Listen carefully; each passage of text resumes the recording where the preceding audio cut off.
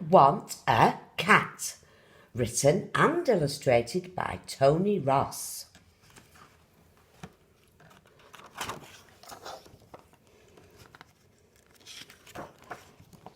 I want a cat.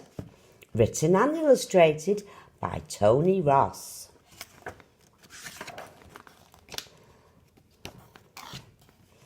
Jessie wanted a cat.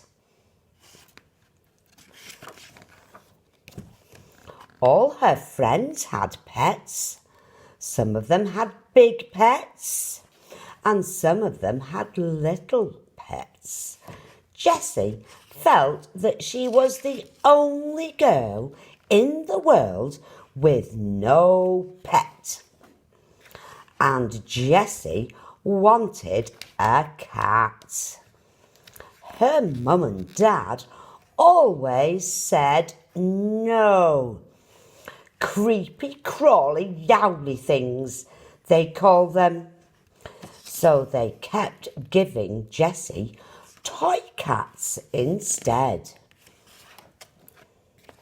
But Jessie wanted a real cat. Then Jessie planned a wonderful plan. She collected lots of fluffy white cloth, some needles and cotton, and locked herself in her room.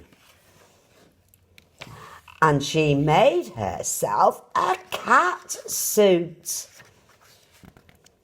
Next, she took all her proper clothes and buried them in the garden.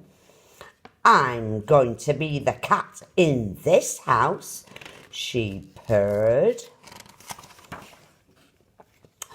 What on earth do you think you're doing? Said Mum. I'm going to be like this until I get a cat, said Jessie. And if I don't get a cat, then I'm going to be like this forever. On Monday, Jessie went to school. When the teacher saw her cat suit, he shouted so loudly she jumped up on top of the blackboard and wouldn't come down, even for a saucer of milk.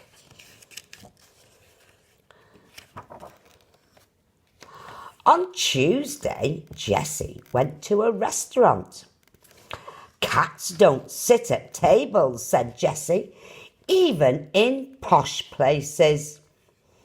Milk and trout, she said to the waiter, and please don't cook the trout. May it be served down here? Certainly, madam, said the waiter. Soon Jessie began to smell of fish. When it was time for bath and bed, Dad went to catch Jessie. Now you'll have to take that silly suit off, he grinned. No, I won't, said Jessie. Not until I get a cat. Then Jessie curled up on her bedroom floor. In the middle of the night, Mum and Dad were roused by a horrible noise. It was like 1,000,000 pigs falling downstairs and the neighbours banging on the front door. It was Jessie on the garden wall.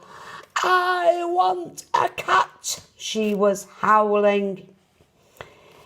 Give her a cat, complained Mr. Biggs from next door. Give her a cat, complained Mr. Figs. Shouldn't be allowed, complained Mrs. Figs. Give her a cat, complained Mum. So next morning, Dad went down to the pet shop and chose a cat.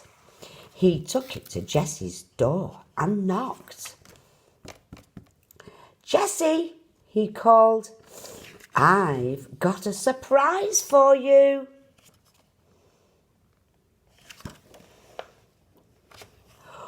"Woof, woof," said Jessie.